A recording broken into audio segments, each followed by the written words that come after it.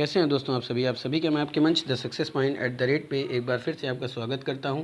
बहुत ही अच्छा सेशन चल रहा है। उम्मीद करता हूं कि आज के सेशन भी आपको पसंद आएगा। फटाफट से वीडियो को शेयर कर दीजिए, लाइक कर दीजिए। वीडियो आपको कैसी लगती है कमेंट में ज़रूर बताएं। उम्मीद करता हूं कि आप सब पढ़ रहे होंगे, मेहनत कर रहे होंगे। इसी तरह से पढ़ते रहिए, मेहनत करते रहिए। मेरी ईश्वर से प्रार्थना है कि आप सबका सिलेक्शन हो। दोस्तों, अगर आप ऑनलाइन प्रश्नों को देखना चाहते हैं या MCQ क्वेश्चन को देखना चाहते हैं तो आप मेरे प्लेलिस्ट में जा कर के देख सकते हैं। हर सब्जेक्ट को टॉपिक वाइज डिस्कशन किया गया है बड़े अच्छे से। आप उस प्लेलिस्ट में जा कर के हर सब्जेक्ट को देख सकते हैं। सबका अलग अलग प्लेलिस्ट बनाया गया है। इस चैनल को सब्सक्राइब कीजिए, बेल आइकन ऑन कीजिए ताकि नोटिफिकेशन मिलती रहे। चैनल का सपोर्ट कीजिए, वीडियो को शेयर कीजिए, लाइक कीजिए। वीडियो कैसी लगती है कमेंट में ज़रूर बताएं। दोस्तों,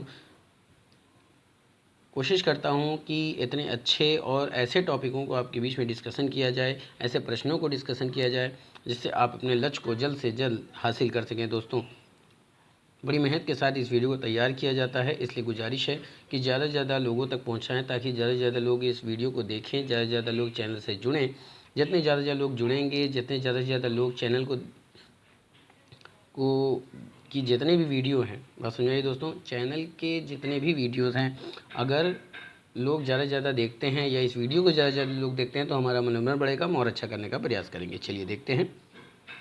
तो आज का जो प्रश्न है दोस्तों वो है, गवर्नर जनरल लॉर्ड एलनब्रो के समय में निम्नलिखित में से किस अधिनियम ने दास प्रथा को अवैध घोषित किया।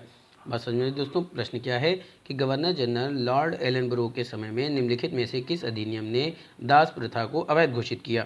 अधिनियम 6, अधिनियम 5, अधिनियम 3 और अधिनियम 8। फटाफट से इसका उत्तर दीजिए। प्रश्न है कि गवर्नर जनरल लॉर्ड एलनब्रो के समय निम्नलिखित में से किस अधिनियम ने दास प्रथा को अवैध घोषित किया। अधिनियम 6, अधिनियम 5, अधिनियम 3 और अधिनियम 8। फटाफट से इसका उत्तर दीजिए।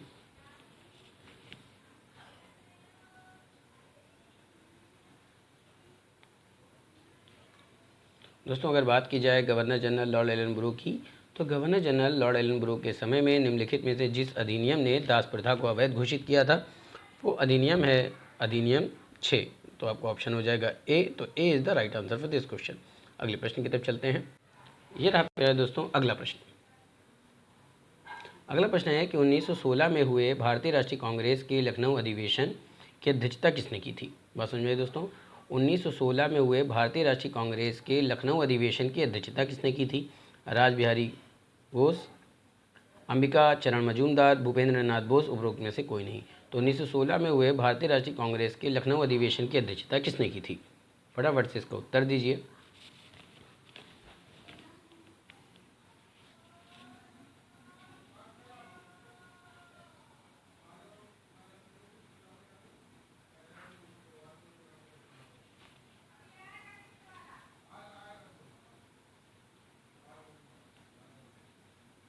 तो दोस्तों, अगर बात की जाए 1916 में हुए भारतीय राष्ट्रीय कांग्रेस के लखनऊ अधिवेशन की अध्यक्षता की, तो भारतीय राष्ट्रीय कांग्रेस के लखनऊ अधिवेशन जो 1916 में हुआ था उसकी अध्यक्षता अंबिका चरण मजूमदार ने किया था।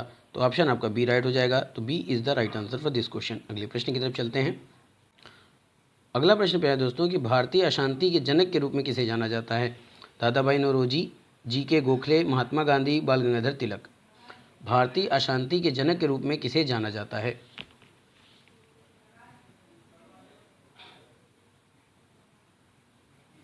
तो पहले दोस्तों, भारतीय अशांति के जनक के रूप में बाल गंगाधर तिलक को जाना जाता है। तो ऑप्शन आपका डी राइट हो जाएगा। तो D is the right answer for this question. अगले प्रश्न की तरफ चलते हैं। अगला प्रश्न है दोस्तों, स्वदेशी का प्रस्ताव कांग्रेस के किस अधिवेशन में अपनाया गया था। प्रश्न है, स्वदेशी का प्रस्ताव कांग्रेस के किस अधिवेशन में अपनाया गया था। ऑप्शन है 1903 का मद्रास अधिवेशन, 1904 का बॉम्बे अधिवेशन, 1905 का बनारस अधिवेशन, 1906 का कलकत्ता अधिवेशन। तो स्वदेशी का प्रस्ताव कांग्रेस के किस अधिवेशन में अपनाया गया था।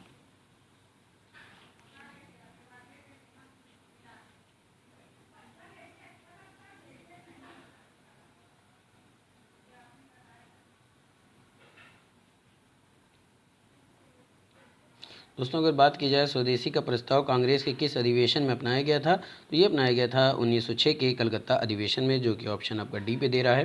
तो D is the right answer for this question. अगले प्रश्न की तरफ चलते हैं। ये रहा दोस्तों अगला प्रश्न। निम्नलिखित में से कौन अखिल भारतीय मुस्लिम लीग के संस्थापकों में से एक नहीं था। यानी कि कौन था जो अखिल भारतीय मुस्लिम लीग के संस्थापक नहीं थे? नवाब मोहसिन उल मुल्क, मौलाना अबुल कलाम आज़ाद, आगा खां और ढाका के नवाब सलीमुल्लाह। तो ऐसा कौन था जो भारतीय मुस्लिम लीग के संस्थापकों में से नहीं था? फटाफट से उत्तर दीजिए दोस्तों।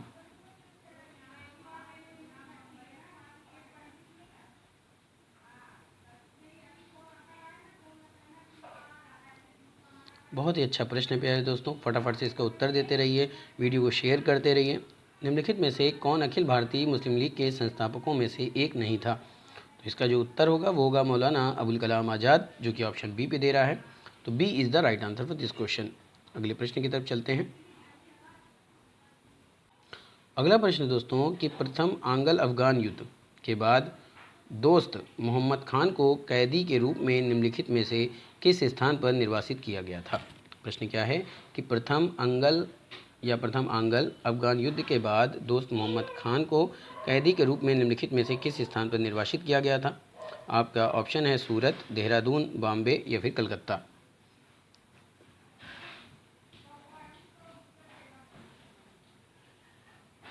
प्रश्न एक बार फिर से सुन लीजिए।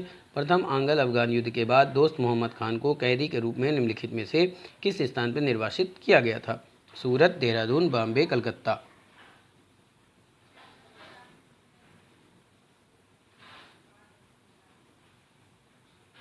तो इसका सही जवाब है दोस्तों कलकत्ता, जो कि ऑप्शन डी पे दे रहा है। तो D is the right answer for this question. अगले प्रश्न की तरफ चलते हैं। अगला प्रश्न भी है दोस्तों, भारतीय राष्ट्रीय कांग्रेस के कराची अधिवेशन की अध्यक्षता किसने की, जहां मौलिक अधिकारों और राष्ट्रीय आर्थिक नीति पर प्रस्ताव पारित किए गए? यानी भारतीय राष्ट्रीय कांग्रेस का जो कराची अधिवेशन था उसकी अध्यक्षता किसने की थी, और जहां पर क्या हुआ था कि मौलिक अधिकारों और राष्ट्रीय आर्थिक नीति पर प्रस्ताव पारित किए गए थे? ऑप्शन क्या है? मौलाना अबुल कलाम आज़ाद, जवाहरलाल नेहरू, सरदार वल्लभ भाई पटेल, सुभाष चंद्र बोस। भारतीय राष्ट्रीय कांग्रेस के कराची अधिवेशन की अध्यक्षता किसने की थी? साथ में कमेंट में उत्तर कीजिएगा कि भारतीय राष्ट्रीय कांग्रेस के जो कराची अधिवेशन हुआ था वो किस वर्ष में हुआ था।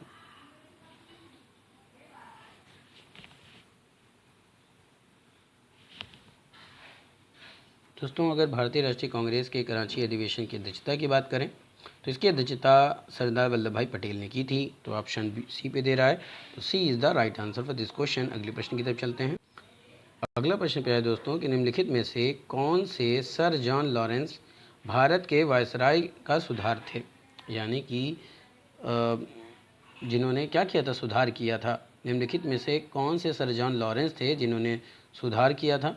भारत और यूरोप के बीच टेलीग्राफ प्रणाली की खोली गई, राज्य प्रबंधित रेलवे की वकालत की गई, भारतीय वन विभाग बनाया गया, उपरोक्त सभी।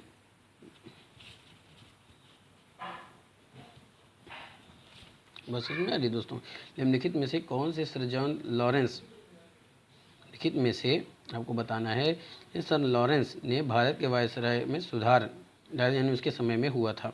आपको ये चीज़ बतानी है, फटाफट से उत्तर दीजिए। भारत और यूरोप के बीच टेलीग्राफी प्रणाली खोली गई थी, राज्य प्रबंधित रेलवे की वकालत की गई थी,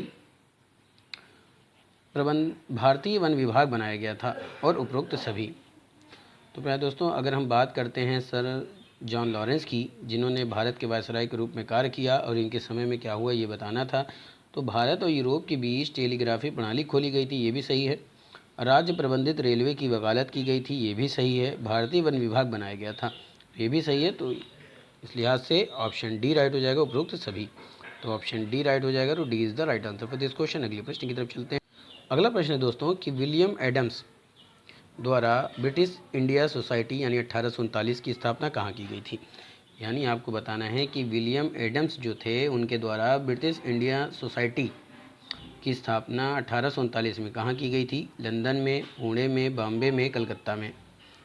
बहुत ही अच्छा प्रश्न प्यारे दोस्तों। अगर अभी तक आपने चैनल को सब्सक्राइब नहीं किया तो चैनल को सब्सक्राइब कर दीजिए, बेल आइकन ऑन कर दीजिए ताकि नोटिफिकेशन मिलती रहे। ज़्यादा से ज़्यादा लोगों तक शेयर करने का प्रयास करें।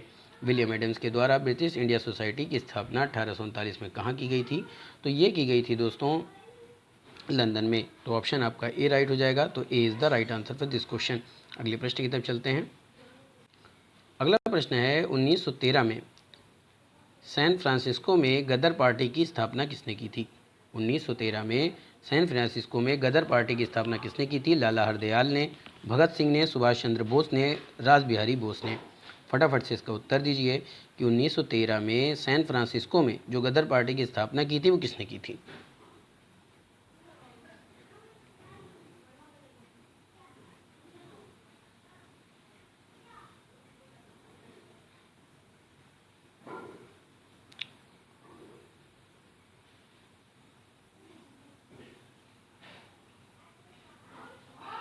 दोस्तों 1913 में सैन फ्रांसिस्को में गदर पार्टी की स्थापना जिसने की थी वो थे लाला हरदयाल। तो ऑप्शन आपका ए राइट हो जाएगा। तो A is the right answer with this question. अगले प्रश्न की तरफ चलते हैं। अगला प्रश्न दोस्तों कि निम्नलिखित में से कौन ब्रिटिश इंडियन एसोसिएशन का अध्यक्ष था? इसकी स्थापना 1851 में हुई थी। बस समझ में आई दोस्तों। प्रश्न क्या है कि निम्नलिखित में से कौन ब्रिटिश इंडियन एसोसिएशन का अध्यक्ष था? इसकी स्थापना 1851 में हुई थी। यहीं देखिए, यहाँ से दो प्रश्न बन सकते हैं। ब्रिटिश इंडियन एसोसिएशन की स्थापना कब हुई थी? तो 1851 में हुई थी। और ब्रिटिश इंडियन एसोसिएशन के अध्यक्ष कौन था? राधाकांत देव, देवेंद्रनाथ टैगोर, प्रसन्ना कुमार, द्वारकानाथ टैगोर।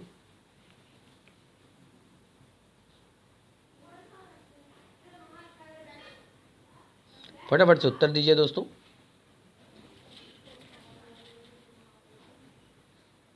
दोस्तों अगर बात की जाए ब्रिटिश इंडियन एसोसिएशन के अध्यक्ष की तो उसकी अध्यक्षता की थी राधाकांत देव ने। तो ऑप्शन आपका ए राइट हो जाएगा। तो A is the right answer for this question. अगले प्रश्न की तरफ चलते हैं। अगला प्रश्न दोस्तों, बम्बई में डिस्प्रेस्ड क्लास मिशन सोसाइटी की शुरुआत किसने की थी? प्रश्न क्या है कि बम्बई में डिस्प्रेस्ड क्लास मिशन सोसाइटी की शुरुआत किसने की थी? मुकुंद राव पाटिल, CN मुदलियार, VR शिंदे, श्री नारायण गुरु। बम्बई में डिस्प्रेस्ड क्लास मिशन सोसाइटी की शुरुआत किसने की थी?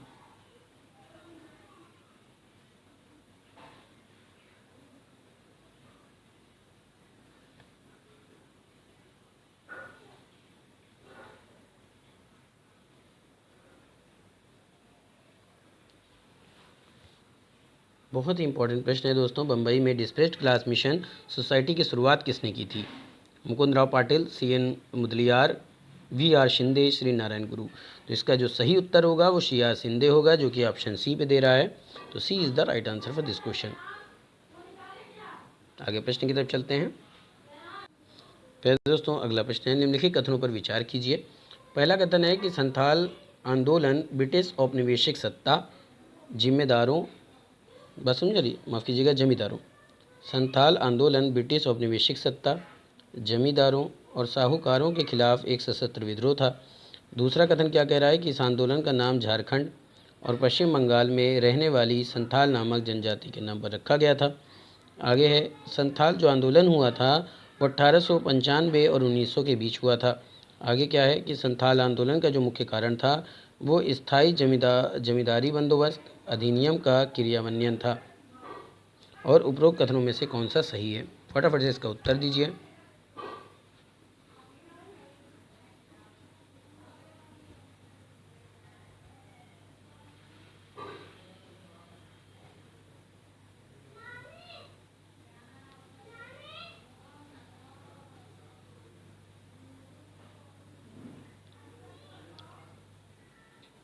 तो पहले दोस्तों निम्नलिखित कथनों पर विचार कीजिए। तो आइए देखते हैं कौन सा कथन सही है। तो संथाल आंदोलन ब्रिटिश औपनिवेशिक सत्ता, जमींदारों और साहूकारों के खिलाफ एक सशस्त्र विद्रोह था। ये कथन बिल्कुल सही है। दूसरा है, इस आंदोलन का नाम झारखंड और पश्चिम बंगाल में रहने वाली संथाल नामक जनजाति के नाम पर रखा गया था। तो ये पहला और दूसरा बिल्कुल सही है। संथाल आंदोलन 1895 और 1900 के बीच हुआ था, तो ये गलत हो जाएगा दोस्तों। संथाल आंदोलन का जो मुख्य कारण था वो स्थायी जमींदारी बंदोबस्त अधिनियम का क्रियान्वयन था, तो ये भी गलत है। उपरोक्त कथनों में से कौन सा सही है आपको ये बताना है। तो पहला और दूसरा, ये कौन से ऑप्शन पे दे रहा है आइए उसको देख लेते हैं। तो दोस्तों ये ऑप्शन दे रहा है बी पे, तो B is the right answer for this question. अगले प्रश्न की तरफ चलते हैं। अगला प्रश्न क्या कह रहा है दोस्तों कि कलकत्ता ब्लैक होल त्रासदी की घटना कब घटित हुई थी? 1758, 1764, 1756, 1759। फटाफट से उत्तर दीजिए कि कलकत्ता ब्लैक होल त्रासदी की घटना कब घटित हुई थी?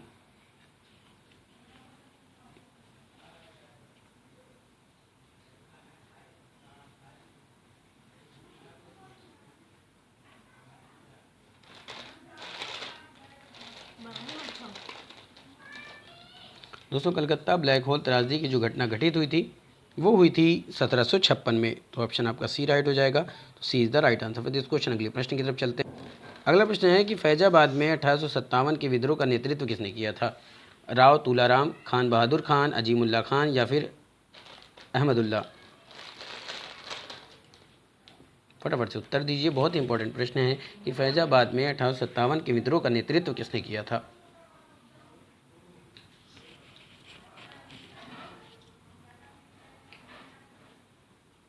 दोस्तों अगर बात की जाए फैजाबाद में 1857 के विद्रोह के नेतृत्व की, तो इसका नेतृत्व किया था अब्दुल्ला ने।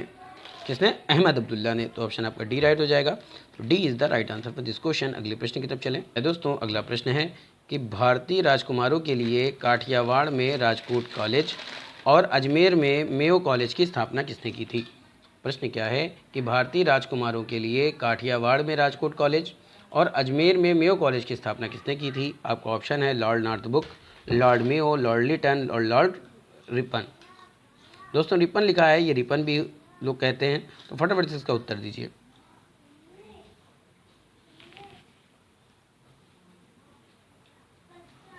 तो दोस्तों अगर बात की जाए भारतीय राजकुमारों के लिए काठियावाड़ में राजकोट कॉलेज और अजमेर में मेयो कॉलेज की स्थापना किसने की थी? तो ये किया था लॉर्ड मेयो ने। तो ऑप्शन आपका बी राइट हो जाएगा। तो B is the right answer for this question. अगला प्रश्न है दोस्तों, कलकत्ता में ब्रिटिश इंडियन एसोसिएशन की स्थापना कब हुई थी? 1839 में, 1845 में, 1847 में, 1851 में? कलकत्ता में ब्रिटिश इंडियन एसोसिएशन की स्थापना कब हुई थी? दोस्तों इसका मिलता जुलता प्रश्न हम इससे पहले पढ़ चुके हैं। कलकत्ता में ब्रिटिश इंडियन एसोसिएशन की स्थापना कब हुई थी, उसकी अध्यक्षता किसने की थी, इसका पीछे प्रश्न हम देख चुके हैं। तो इस एसोसिएशन की स्थापना कब हुई थी? तो ये हुई थी 1851 में। तो ऑप्शन डी राइट हो जाएगा। तो D is the right answer for this question. अगले प्रश्न की तरफ चलते हैं। आगे का प्रश्न है कि सर्वेंट्स ऑफ इंडिया सोसाइटी 1905 की स्थापना पुणे में किसके द्वारा की गई? यानी सर्वेंट्स ऑफ इंडिया सोसाइटी जो थी उसकी स्थापना 1905 में हुई थी पुणे में, लेकिन किसके द्वारा की गई थी? इसका आपको उत्तर देना है।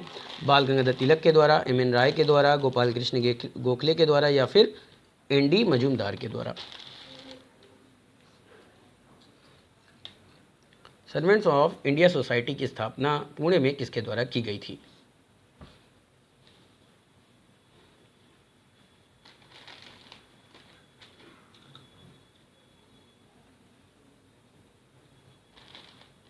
तो ये की गई थी प्यारे दोस्तों गोपाल कृष्ण गोखले के द्वारा। तो उत्तर आपका सी राइट हो जाएगा, यानी ऑप्शन सी पे है। तो C is the right answer for this question. अगले प्रश्न की तरफ चलें। अगला प्रश्न क्या कह रहा है कि ताना भगत आंदोलन के बारे में निम्नलिखित कथनों पर विचार कीजिए। पहला क्या है कि ताना भगत एक आदिवासी समुदाय है जो मुख्य रूप से महाराष्ट्र में पाया जाता है। अगला कथन है कि उन्होंने गांधी जी की अहिंसक प्रतिरोध की विचारधारा का विरोध किया था। तीसरा है यह आंदोलन जमींदारी विरोधी आंदोलन था। चौथा आपको ये बताना है कि उपरोक्त कथनों में से कौन सा सही है। फटाफट से उत्तर दीजिए। चलिए आइए देखते हैं। तो दोस्तों ताना भगत एक आदिवासी समुदाय है जो मुख्य रूप से महाराष्ट्र में पाया जाता है।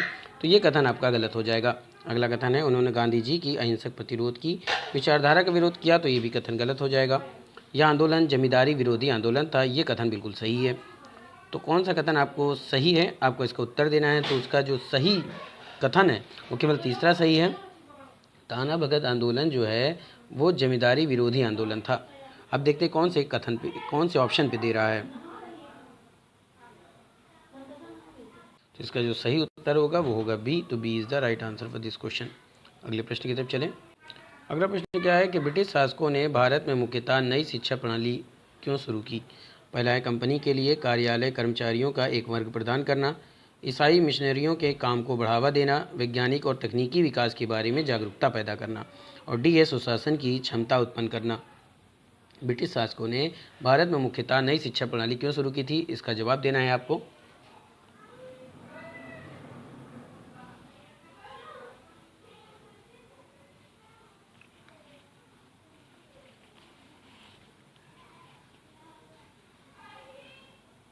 बहुत ही प्यारा प्रश्न है दोस्तों। ब्रिटिश शासकों ने भारत में मुख्यतः नई शिक्षा प्रणाली क्यों शुरू की थी? दोस्तों, अगर अभी तक आपने चैनल को सब्सक्राइब नहीं किया तो सब्सक्राइब कर दीजिए, बेल आइकन ऑन कर दीजिए ताकि नोटिफिकेशन मिलती रहे। वीडियो को शेयर करते रहिए, लाइक करते रहिए, कमेंट कीजिए वीडियो आपको कैसी लगती है। कोशिश कीजिए कि ज़्यादा से ज़्यादा लोग इस चैनल से जुड़ें दोस्तों। तो अगर आप वन लाइनर प्रश्नों को देखना चाहते हैं या MCQ क्वेश्चन को देखना चाहते हैं तो आपने प्लेलिस्ट में जाकर के देख सकते हैं। चलिए इसका उत्तर देखते हैं। तो ब्रिटिश शासकों ने भारत में मुख्यतः नई शिक्षा प्रणाली क्यों शुरू की थी? तो कंपनी के लिए कार्यालय कर्मचारियों का एक वर्ग प्रदान करना। तो ऑप्शन आपका ए राइट हो जाएगा। तो A is the right answer for this question. अगले प्रश्न की तरफ चलें। अगला प्रश्न है कि कैबिनेट मिशन योजना के बारे में निम्नलिखित में से कौन सा कथन सही नहीं है? प्रांतीय समूहन, भारतीयों का अंतरिम मंत्रिमंडल था, पाकिस्तान की स्वीकृति, संविधान निर्माण का अधिकार। तो कैबिनेट मिशन योजना के बारे में निम्नलिखित में से कौन सा कथन सही नहीं है?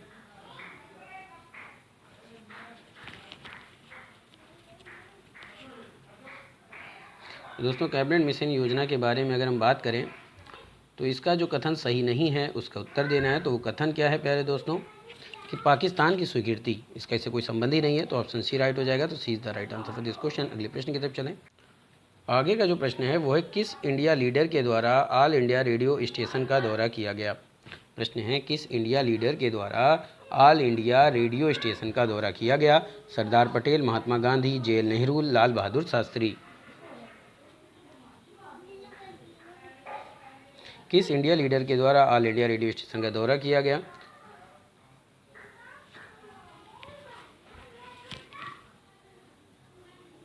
दोस्तों, ऑल इंडिया रेडियो स्टेशन का दौरा जिस इंडिया लीडर के द्वारा किया गया था वो थे महात्मा गांधी। तो ऑप्शन आपका बी राइट हो जाएगा। तो B is the right answer for this question. अगले प्रश्न की तरफ चलें।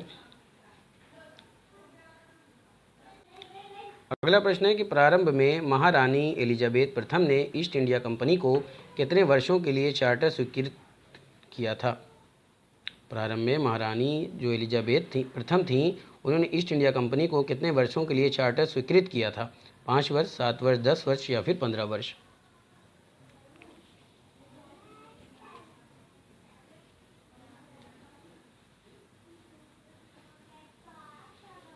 तो दोस्तों, प्रारंभ में महारानी एलिजाबेथ प्रथम ने ईस्ट इंडिया कंपनी को 15 वर्षों के लिए चार्टर स्वीकृत किया था। तो ऑप्शन डी पे दे रहा है। तो D is the right answer for this question. अगले प्रश्न की तरफ चलते हैं। अगला प्रश्न दोस्तों कि कलकत्ता मेडिकल कॉलेज की स्थापना विलियम बेंटिंक के द्वारा किस वर्ष में की गई थी?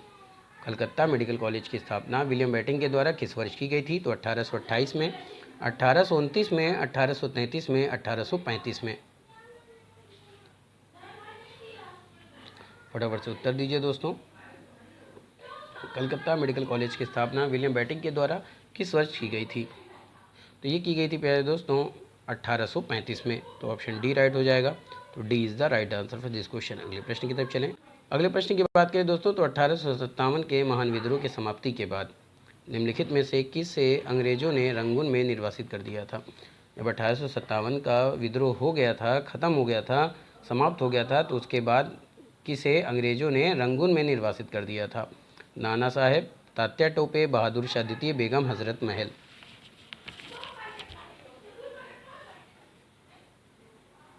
1857 के महान विद्रोह की समाप्ति के बाद निम्नलिखित में से किसे अंग्रेजों ने रंगून में निर्वासित कर दिया था?